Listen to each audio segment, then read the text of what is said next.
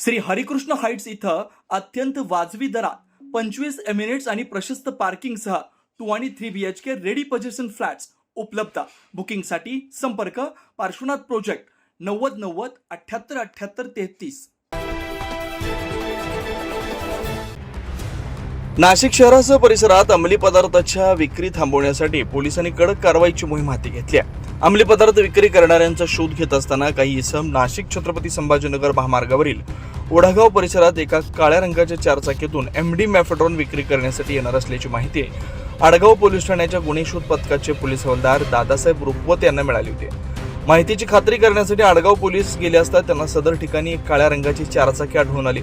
Police आल्याची चाहूल लागताच वाहन चालकाने पळ काढण्याचा प्रयत्न केला. पोलिसांनी त्यांचा सिनेस्टाईल पाठलाग करून तिघा संशयितांना ताब्यात घेतला. सुदाम सोनवणे, विशाल शिंदे, विवेक खालकर असं पोलिसांनी ताब्यात घेतलेल्या तिघा संशयितांची नाव आहेत. पोलिसांनी त्यांची कसून चौकशी केली असता त्यांच्याकडून एक चारचाकी स्कॉर्पिओ वाहन, 6.5 ग्रामचा मॅफेड्रॉन, काही मोबाईल असे एकूण 22 लाख रुपयांचा मुद्देमाल हस्तगत केला. पुढील कारवाईसाठी त्यांना आडगाव पोलीस ठाण्यात दाखल करण्यात आलंय. घटनेचा तपास आडगाव पोलीस करतात.